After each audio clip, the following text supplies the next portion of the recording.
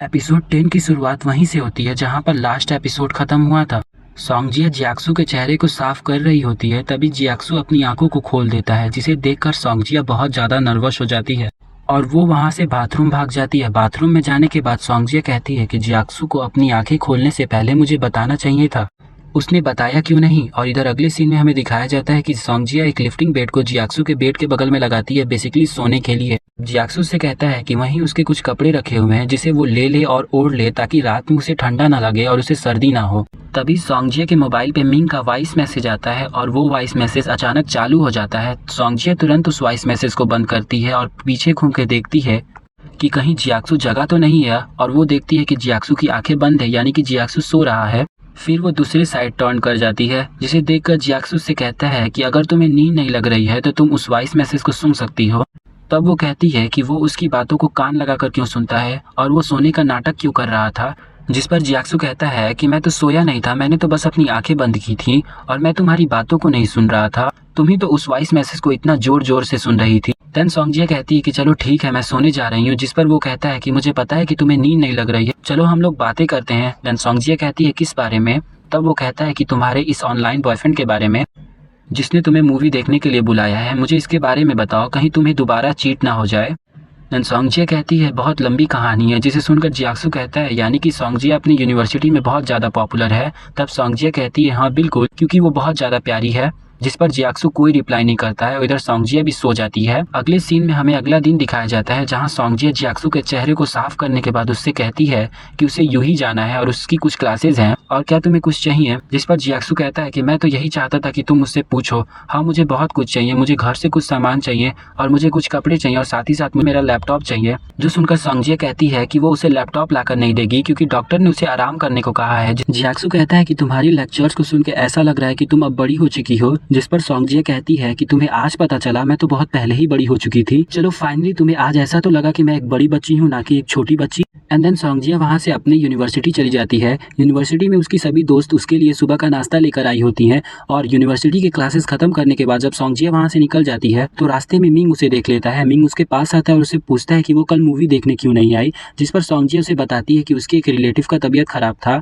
तब मिंग उससे पूछता है कि क्या वो ठीक है। जिस पर सोंगजिया उसे बताती है कि हाँ बिल्कुल। सोंगजिया तो काफी रश में होती है क्योंकि उसे जियाक्सू का सामान भी लेकर जाना होता है और सोंगजिया मिंग से कहती है कि चलो अगली बार मैं तुम्हारे साथ मूवी देखने चलूंगी जब तुम फ्री होगे। जिस पर मिंग कहता है कि मैं अगले वीकेंड फ्री हूँ। तब सोंगजिया कहती है कि ठीक है, तब मैं तुम्हारे साथ मूवी देखने चलूंगी। इधर अगले सीन में हमें दिखाया जाता है जियाक्सू अपने ऑफिस कॉल करता है और अपनी बॉस को बताता है कि उसके पास लैपटॉप नहीं है, जिसकी वजह से वो काम नहीं कर पाएगा। जिस पर उसकी बॉस कहती है तुम्हें काम करने की कोई जरूरत भी नहीं है, तुम बस अपनी हेल्थ का ख्याल रखो और जल्दी से रिकवर हो जाओ। और फिर जियाक्सू वहाँ से बाथरूम चला जाता है। इधर हमें दिखाया जाता है कि जियाक्सू पे जियांग का मैसेज और कॉल आता है और फिर अगले सीन में हमें दिखाया जाता है कि सोंगजिया जियाक्सू के घर में पहुंच जाती है, जहां वो सबसे पहले अपनी और जियाक्सू की तस्वीर को देखती है। फिर वो जियाक्सू और उसकी मॉम को तस्वीर को देखती है। फिर वो तस्वीर से कहती है कि आपसे मिलकर बहुत अच्छा लगा। बाद में वो जियाक्सू के कपड़े को इकट्ठा करती है और फिर वो खुद से कहती है कि जियाक्सू को इसके अंडरगारमेंट्स की भी जरूरत पड़ेगी। एंड देन वो जियाक्सू के अंडरगारमेंट्स को रखने लगती है, जिसको रखते समय वो बहुत ज़्यादा शर्मिंदगी महसूस करती है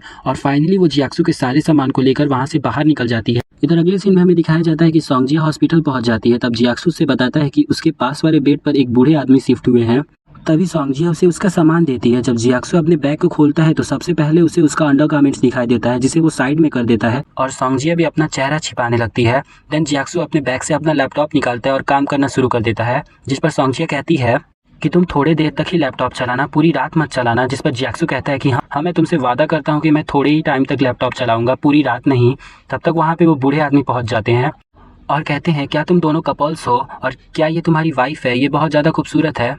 जियाक्सू उनसे कहता है कि नहीं हम दोनों कपल्स नहीं हैं, ये तो मेरी बहन है। लेकिन वो बूढ़े आदमी उनको कम सुनाई देता है। तब उनका लड़का उन्हें बताता है कि ये दोनों भाई बहन है, लेकिन उन्हें कुछ भी नहीं सुनाई देता। और फिर वो कहते हैं कि क्या तुम दोनों की शादी हो गई है। जिस पर जियाक्सू ने बताता है कि नहीं उनकी शादी नहीं हुई है और ये बात सोंगजिया को अच्छी नहीं लगती। फिर सोंगजिया उस बूढ़े आदमी के पास जाकर उनसे कहती है कि हम दोनों कपल्स नहीं हैं, आप देख सकते हैं कि ये मुझसे कितने ज्यादा बड़े हैं, ये तो मेरे पापा की उम्र के हैं। लेकिन उस बूढ़े आदमी को कुछ भी नहीं समझ में आता और वो कहता है कि एक बार तुम दोनों की शादी हो गई तो तुम दोनों मम्मी पापा भी बन जाओगे। जिसे सुनकर जियाक्सू बहुत ज्यादा हंसने लगता है। सोंगजिया जो जियाक्सू के बेड के पास सो रही होती है, जब उसकी आंख खुलती है तो वो देखती है कि जियाक्सू लैपटॉप पर काम कर रहा होता है, जिसे देखकर वो कहती है कि अब ये मत कहना कि तुमने पूरी रात लैपटॉप पर काम किया है। और फिर दोनों के बीच इसी बात पर बहस होने लगती है। तब तक वो बूढ़ा आदमी वहाँ पहुँच जाता है और उनसे कहता है कि तुम दोनों अभी से इतना ज्यादा लड़ रहे हो तो जब तुम लोग की शादी होगी तो तुम लोग क्या करोगे। जिस पर जियाक्सु उससे कहता है कि हमारी शादी नहीं होगी। और तब तक हमें वो दिन दिखाया जाता है जिस दिन जियाक्सु डिस्चार्ज होने वाला होता है और अपने सभी सामान को पैक करके वहाँ से जा रहा होता है। तब तक बूढ़े आदमी कहते हैं कि चलो तुम लोग बाहर जाकर शादी कर लेना। इस पर जियाक्सु कहता है कि ये अभी एक बच्ची है और ये अभी बहुत ज्यादा छोटी है। तब तक सॉन्गजिया उनसे कहती है कि हम दोनों बाहर जाकर जरूर शादी कर लेंगे और फिर वो दोनों वहाँ से चले जाते हैं। जिस पर जियाक्सु उसे घूर घूर कर देखने लगता है। बाहर जाने के बाद जियाक्सु सॉन्गजिया से कहता है कि तुमने ऐसा क्यों कहा। तब सॉन्गजिया कहती है कि मजाक की स्टार्ट किसने किया था। तब जियाक्सु कहता है कि हाँ, मैं हॉस्पिटल में रह के बोर हो जा रहा था इसलिए मैंने मजाक करना शुरू कर दिया। तब इस पर सॉन्गजिया कहती है कि मैं ही तुम्हें मजाक करने के लिए मिलती हूँ और फिर वहाँ से उससे गुस्सा होकर चली जाती है। जियाक्सु को कुछ भी नहीं समझ में आता है कि वो ऐसी बातें क्यों कर रही है। एंड देन वो दोनों जियाक्सु के घर पहुंच जाते हैं, जहां जियाक्सु के घर पहुंचने के बाद जियाक्सु से कहता है कि तुम यहाँ से खाना खाकर ही जाना।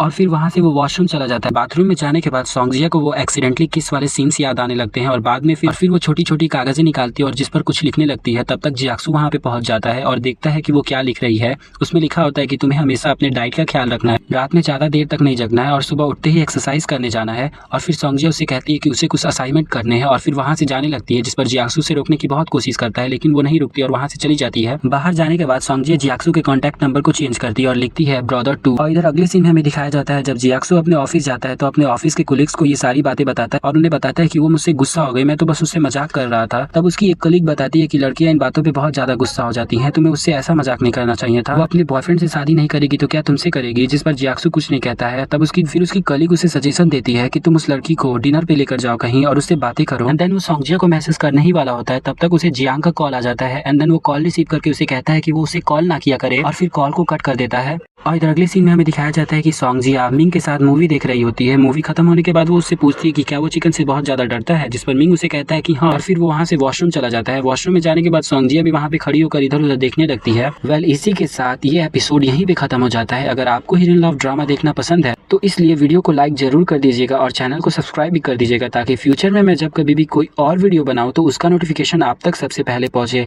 Well, thank you for watching the video and good bye.